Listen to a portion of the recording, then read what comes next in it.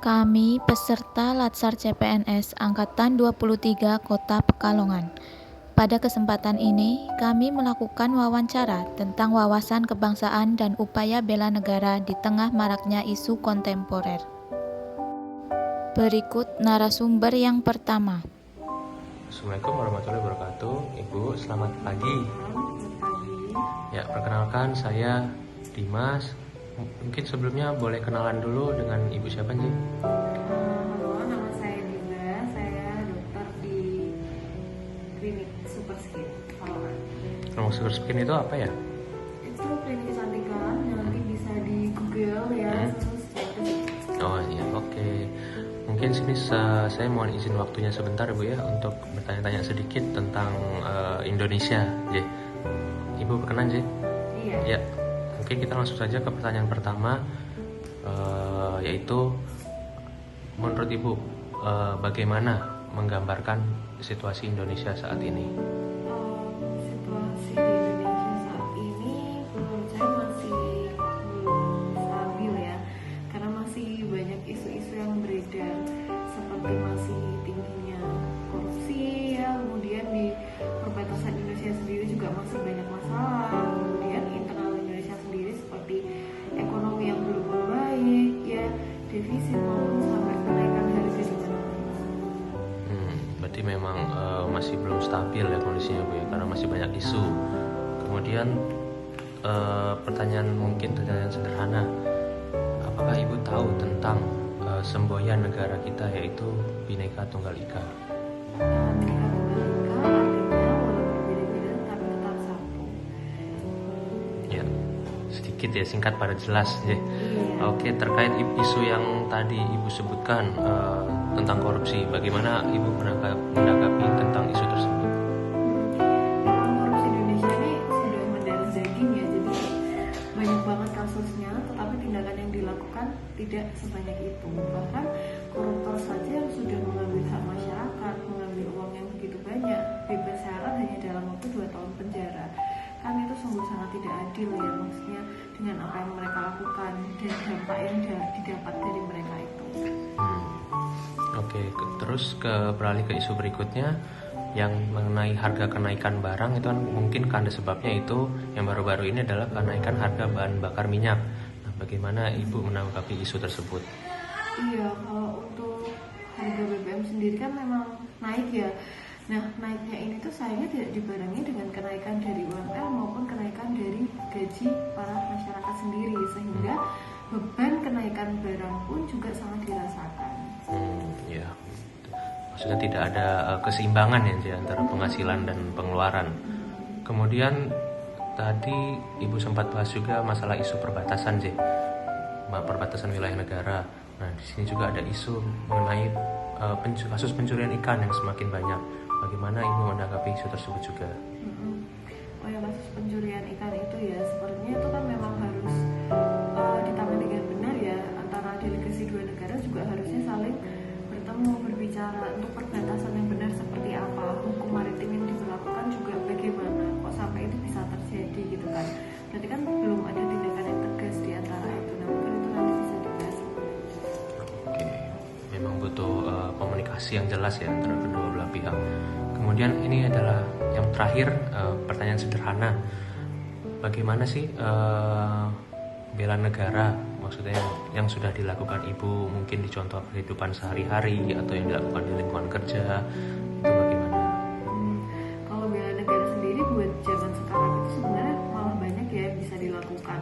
Contohnya menjaga kebugaran jasmani, rohani, kemudian menjaga lingkungan tetap bersih ya, untuk buang sampah tidak sembarangan, bekerja dengan disiplin, teliti. Menurut saya itu salah satu bentuk dari bela negara. Jadi banyak hal-hal yang sangat sederhana sebenarnya adalah wujud bentuk kita untuk berpartisipasi untuk membela negara kita juga, J. Ya, oke, mungkin cukup sekian untuk pertanyaan-pertanyaan saya. Terima kasih Ibu Diba atas waktu dan kesempatannya. Semoga ini wawancara yang singkat ini dapat bermanfaat untuk kita semua, J. Ya. Ya, mungkin kalau gitu mohon maaf kalau jika ada salah. Selamat pagi. Wassalamualaikum warahmatullahi wabarakatuh. Berikut narasumber yang kedua. Saya akan mewawancarai Bapak Sukasmari, pensiunan PNS, mengenai wawasan kebangsaan dan upaya bela negara. Langsung saja ya Pak untuk pertanyaan yang pertama. Menurut Bapak, kondisi di Indonesia sekarang ini itu seperti apa? Kondisi negara kita saat ini, ya walaupun adanya COVID-19 kemarin, kondisi perekonomian temannya itu masih stabil. Jadi keadaan juga aman, tidak ada satu gangguan apapun. Oleh karena itulah kita harus selalu menjaga negara kita dengan sebaik-baiknya. Apakah Bapak mengetahui mengenai Bhinneka Tunggal Ika? Bhinneka Tunggal Ika adalah satu tulisan yang terdapat pada Garuda Pancasila merupakan lambang negara kita, yang artinya walaupun berbeda-beda tetap satu juga. Artinya berbeda ras, suku maupun agama, kita harus saling hormat menghormati untuk menjaga kesatuan dan persatuan negara kita Indonesia ini. Ada pemberitaan ya Pak tentang negara tetangga yang mencuri ikan di perairan Indonesia. Bagaimana menurut pendapat Bapak mengenai berita tersebut?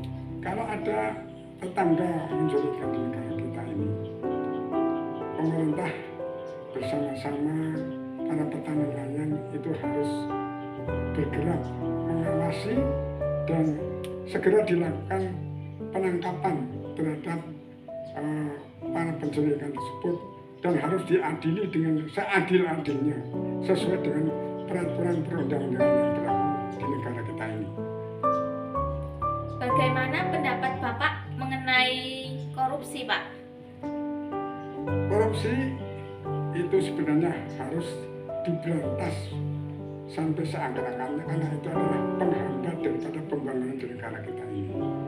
Oleh karena itulah para koruptor yang melaksanakan korupsi ini harus diberikan hukuman yang seberat-beratnya sesuai dengan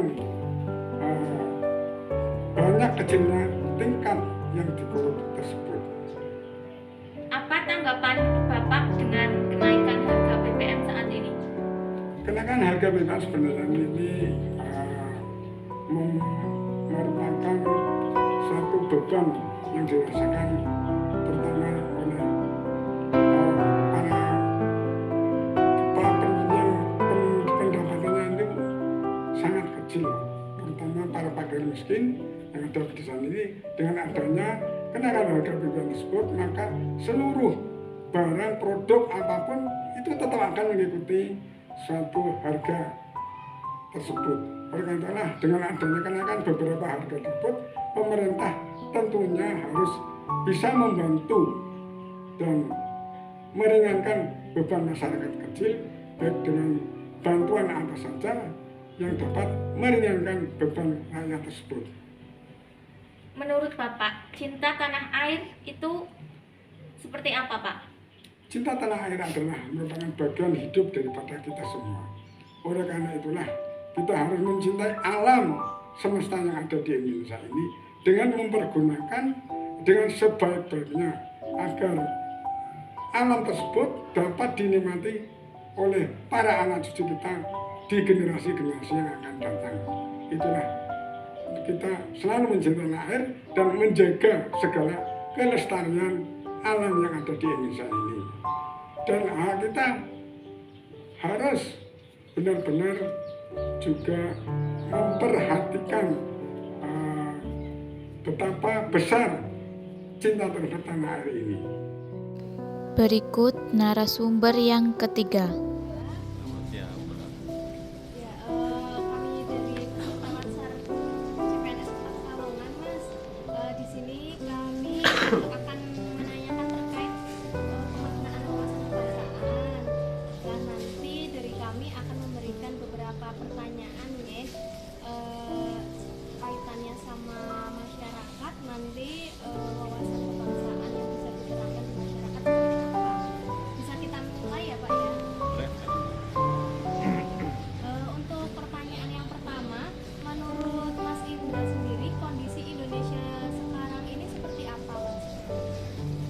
kondisi sekarang kan lagi memprihatinkan ya, dalam artian dengan seluruh bahan-bahan kebutuhan yang baik, dengan kondisi ekonomi masyarakat yang belum stabil. Mungkin yang dirasakan berat adalah pada sektor masyarakat bawah. Kalau masyarakat yang punya gaji biasa atau punya gaji lebih sih tidak begitu berpengaruh, tapi yang berpengaruh adalah yang pada taraf ekonomi paling bawah atau masyarakat. Kaitannya sama hal tersebut, mungkin dari Mas Indra sendiri ada tanggapan terkait kenaikan harga BBM yang sekarang ini, Mas? Untuk masalah kenaikan BBM, kembali ke awal bahwa yang berpengaruh adalah rakyat miskin ya, atau paling bawah. Karena itu mempengaruhi segalanya, nanti dari bahan baku, bahan produksi atau bahan-bahan pokok secara kebutuhan. Mungkin pemerintah harus memikirkan efek timbal baliknya buat masyarakat yang lain. Oke, baik. Lanjut ke pertanyaan selanjutnya ya, Mas ya. Yang kedua, apakah dari Mas Indra sendiri mengetahui apa itu Bhinneka Tunggal Ika? Tahu? Tahu nggih. Menurut Mas Indra sendiri pengertiannya seperti apa? Kalau secara garis besar kan berbeda-beda, tetap satu jua ya. Jadi diusahakan bagi seluruh lapisan masyarakat Indonesia, walaupun berbeda-beda sukunya, terus bahasanya, agamanya dan sebagainya, harus diutamakan tetap persatuan Indonesia. Oke, baik. Kita lanjut. Pertanyaan selanjutnya terkait tentang negara tetangga, Mas, yang mencuri ikan. Menurut Mas Indra sendiri, kaitannya sama kasus tersebut bagaimana, Mas Indra? Kalau saya sih setuju saja. Yang pertama adalah untuk efek jera. Efek jera untuk negara lainnya. Jadi negara kita dipandang sebagai negara yang punya undang-undang yang dasar tegas. Ketika kita menerapkan hal demikian, negara tetangga pun akan berpikir ulang, atau warga mereka akan berpikir ulang ketika mereka akan mencuri ikan di wilayah perairan Indonesia. Pertanyaan selanjutnya, nggih, bagaimana pendapat dari Mas Indra sendiri kaitannya sama korupsi yang ada di Indonesia, Mas? Korupsi itu sepertinya bahaya laten ya, bahaya laten yang akan mempengaruhi individu yang korupsi tadi. Korupsi tadi tercipta ketika ada peluang korupsi, dan tercipta ketika kebutuhan yang bersangkutan sudah melambung tinggi atau kebutuhannya mulai banyak. Dan ketika kebutuhannya banyak dan mereka ingin mendapatkan pendapatan yang lebih, mereka akan berpikir untuk jalur cepat, yaitu korupsi. Dan pemimpin itu ketika ditunjuk oleh masyarakat, mereka harus mengemban amanah yang kuat ya. Jadi amanah itu harus dipegang kuat agar tidak terjadi hal-hal yang tidak diinginkan, paling seperti itu. Untuk pertanyaan yang terakhir ya, Mas Indra. Menurut Mas Indra sendiri, contoh cinta tanah air atau bela negara itu seperti apa, Mas Indra? Untuk cinta tanah air sendiri sebenarnya nggak perlu jauh-jauh ya, mencintai produk lokal ya kan? Karena sekarang gempuran dari produk-produk luar negeri itu banyak sekali, apalagi dengan produk luar negeri yang murah-murah dengan all shop yang tersedia. Ketika kita membantu UMKM dalam negeri pun itu sudah sebagai contoh bentuk cinta dalam negeri. Baik, Mas Indra, terima kasih atas waktunya. Sama-sama Mbak. Dari kami peserta Latsar mengucapkan terima kasih nggih karena sudah bersedia untuk diwawancarai. Terima kasih, selamat siang. Selamat siang.